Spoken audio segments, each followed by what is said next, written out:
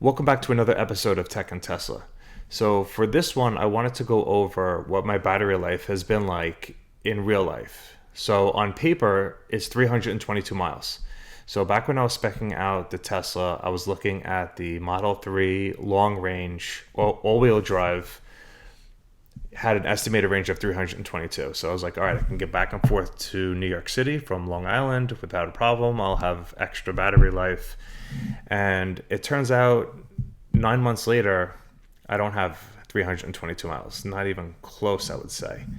So 322 is charging it to 100%. And when I got the car home, I did try and charge it to 100 and it got about 322. So we're 9 months later, and if I charge it to 100%, I'm getting 298.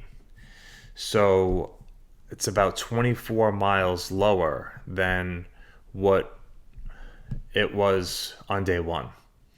So it's continuing to degrade. I think it's pretty significant, almost 24, 25 miles lower. That's pretty big, especially if it continues to go down. So I normally charge it to 90% because that's what Tesla recommends. And that gives me about 268 miles. And if it was at the range that I bought it at, it would be about 290. I figured it would go down a little bit. I didn't think I would lose that much off the mileage, especially if it's going to continue to go down. So I always charge it at 90%. That's what Tesla recommends. And I go to 100 when if I have to run some errands before or after work, or if I'm going on a trip, which I haven't done yet. So on my way to work, it's about 58 miles to get from my house to Brooklyn. And I usually charge it to 90%. I lose about 27% on that drive. So on a 58 mile trip, I'm using up 82 miles of charge. So I'm losing additional mileage, about another 24 miles lost just to go that trip, I guess, using the HVAC system. The weather is kind of cold here in New York, so I'm sure that's a factor as well. The batteries don't perform as well in the cold. So there's something to consider.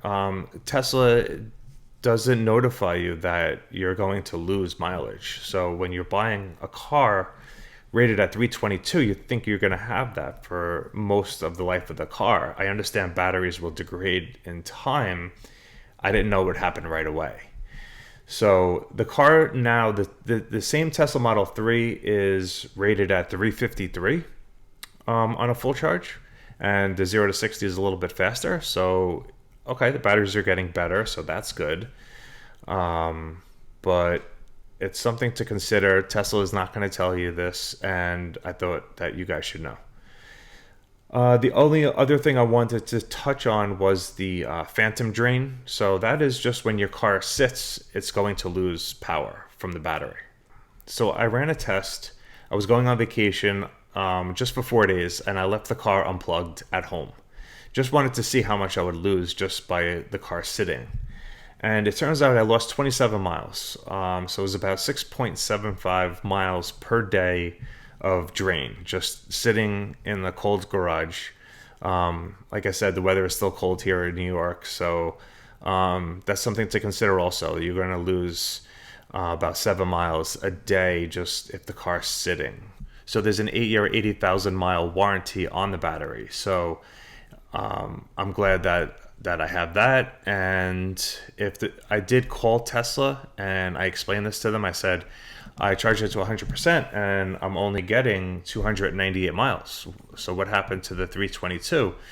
And they ran some diagnostics on the car and they said, that's to be expected. And they said, you probably will end up losing a little bit more than that. Before everything settles out after the first year.